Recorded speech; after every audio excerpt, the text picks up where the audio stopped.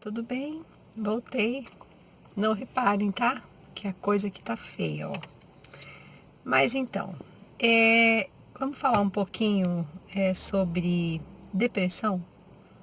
Eu vi o post que a Becca Bright fez hoje de manhã, mostrando uma foto num dia que ela tá super bem, normal, e no outro seguido de uma crise que ela teve.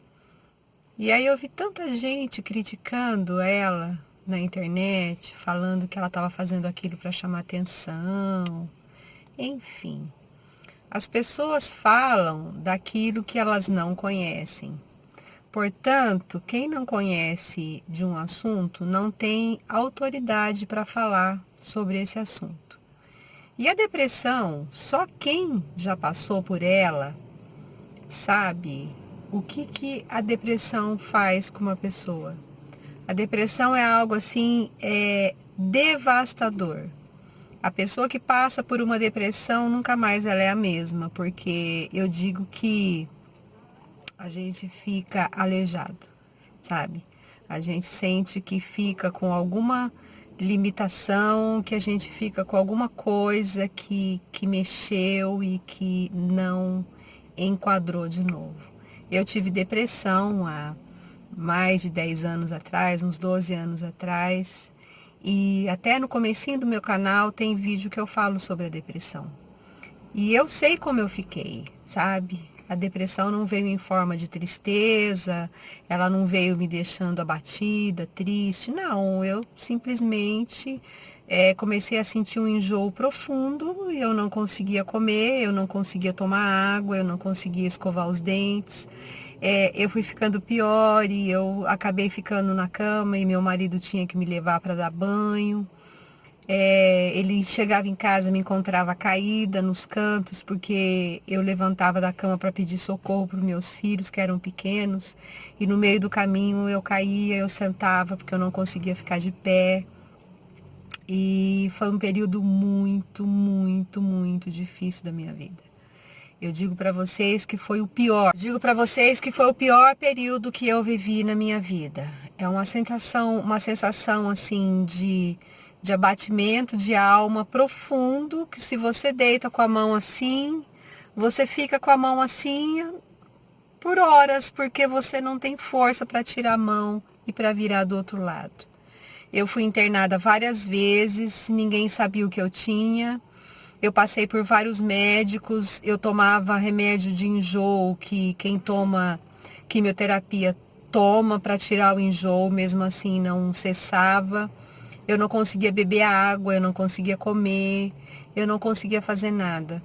Até que foi descoberto que aquilo tudo que eu estava sentindo era sintomas de uma depressão. Então eu comecei a tratar essa depressão.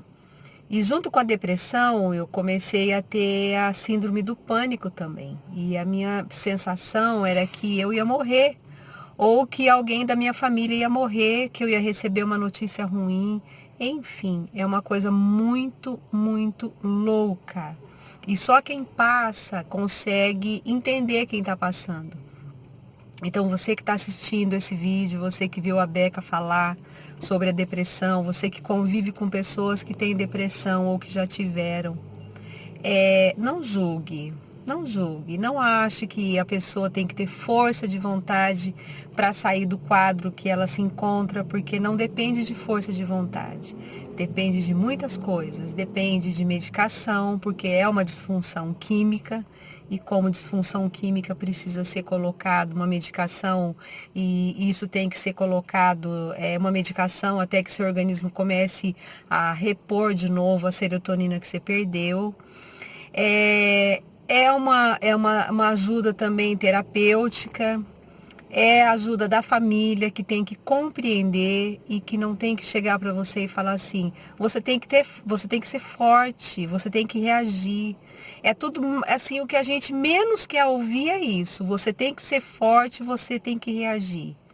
Caramba, sabe? Se a gente quisesse, se a gente conseguisse reagir e sair da crise, a gente não precisava de medicação, a gente simplesmente acordava e falava, ok, eu vou ficar bem. Porque assim como é uma disfunção química, ela precisa ser medicada. Então, é como você chegar para alguém que tem pressão alta, que não está tomando remédio, e falar assim, olha, normaliza a tua pressão. Ou para um diabético que toma insulina e fala, ó, não precisa tomar insulina, reaja. É a mesma coisa, gente, é a mesma coisa, porque a depressão é uma disfunção química, é aqui que funciona.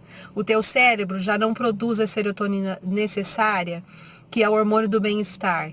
Então você sozinho não consegue ter bem-estar porque teu organismo está todo descompensado. E quando ele fica descompensado, ele manda mensagens erradas para o teu corpo, que algo de ruim está acontecendo. E o teu corpo reage àquelas mensagens que o teu cérebro, que está completamente desconectado, manda para o teu corpo que você está em perigo. Que é a síndrome do pânico, que é onde então você acelera o coração, você sente o batimento cardíaco mais rápido, você tem aquela queimação aqui, que isso é uma liberação eu esqueci o nome. Mas é quando você sente que você está em perigo, que você tem aquela queimação, aquela coisa assim, aquela adrenalina, que é para você lutar contra aquele perigo que aparentemente vem, mas na verdade não tem perigo nenhum. É só o teu cérebro mandando mensagem errada mesmo para o teu corpo, e o teu corpo reage a um perigo que realmente não vai acontecer. Então, eu fui aconselhada na época a fazer vários exercícios. Então, quando eu sentia esse pânico, esse medo, eu falava, pera um pouquinho, ó. Meu cérebro está mandando mensagem errada para o meu corpo e o meu corpo está reagindo a mensagens erradas que o meu cérebro está mandando, em que eu estou em perigo, mas eu não estou em perigo. Eu estou bem, minha família está bem. E eu começava a exercitar isso e falar comigo mesmo, né? Eu falava comigo. E aí tem muito a ver com aquilo que a Bíblia fala, né? Quando o salmista conversa com a alma dele, que ele fala assim, porque estás abatido a minha alma, confia em Deus. Então eu fazia isso, eu falava, pera um pouquinho, por que você está sentindo tudo isso? Calma, tá tudo bem. Mas até que eu chegasse nesse ponto de conseguir fazer esse exercício, teve muito choro, teve muito pânico, teve muito medo, teve muito sufoco para mim, para minha família, até que eu chegasse nesse ponto. Então, gente, depressão é coisa séria sim. E a dor é tão terrível a dor de alma, que tem pessoas que não aguentam sentir essa dor de alma e simplesmente elas preferem acabar com a vida delas do que sentir a dor de alma que a depressão causa.